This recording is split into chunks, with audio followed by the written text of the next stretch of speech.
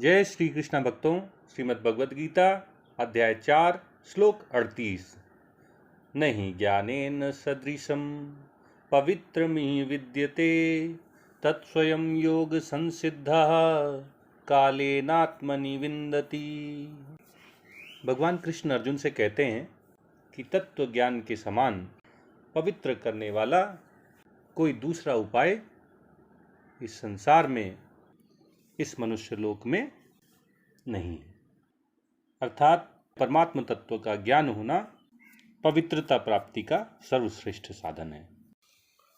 और भगवान अर्जुन से कहते हैं कि कर्मयोगी को योग की सिद्धि प्राप्त होने पर निश्चय ही स्वयं में उस तत्व ज्ञान का अनुभव हो जाता है। उसमें तत्व ज्ञान निश्चित रूप से अवतरित हो जाता है। भगवान कृष्ण अर्जुन से कर्म के तत्व को जानने का, कर्म को स्वरूप से यथार्थ रूप में समझने का महत्व बताते हुए कहते हैं कि तत्व ज्ञान के समान पवित्रता प्रदान करने वाला कोई दूसरा साधन इस संसार में नहीं है। पवित्रता प्राप्त करने के क्या क्या साधन हैं? मनुष्य के भाव पवित्र हो जाएं, वह पापों के जाल से छूट जाए, उसके मन, वाणी और शरीर शुद्ध हो जाएं। इसके लिए शास्त्रों में अनेक साधन बताए गए हैं।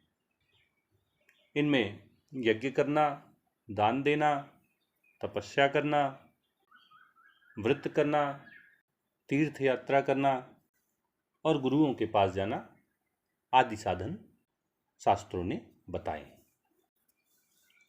लेकिन भगवान यहाँ स्पष्ट कर रहे हैं कि इन सभी साधनों में पवित्रता प्राप्त करने का सर्वश्रेष्ठ साधन तत्व ज्ञान की प्राप्ति है।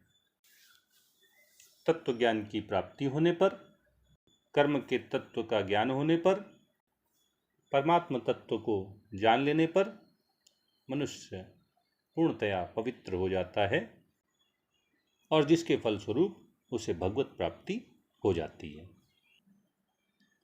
अच्छा, ये ज्ञान प्राप्त करने के लिए, तत्व का सही सही ज्ञान हो जाए, इसके लिए क्या मनुष्य को गुरु के पास जाना अनिवार्य है? क्या बिना गुरु के पास जाए तत्व ज्ञान नहीं हो सकता है?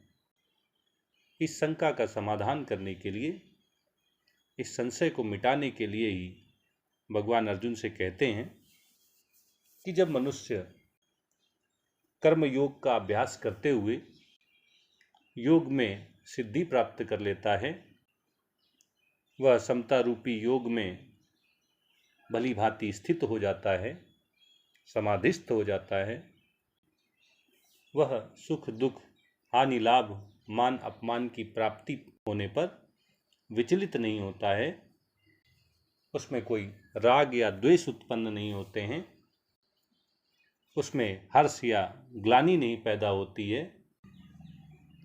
जब उसका मन आत्मा में ही आनंद की प्राप्ति करने लगता है, तब ऐसे समता रूपी योग में सिद्ध हुए उस व्यक्ति में तत्व ज्ञान अपने आप ही अवतरित हो जाता है। उसे स्वयं में ही तत्व ज्ञान की प्राप्ति हो जाती है। ऐसे योग में सिद्ध हुए कर्म योगी को तत्व ज्ञान की प्राप्ति के लिए किसी गुरु के पास जाने की आवश्यकता नहीं रह जाती। तत्व ज्ञान की प्राप्ति के लिए उसके इधर उधर भटकने का कोई प्रयोजन शेष नहीं रह जाता है। उसे स्वयं में ही तत्व ज्ञान की अनुभूति होती है, उसमें तत्व ज्ञान प्रकट हो जाता है।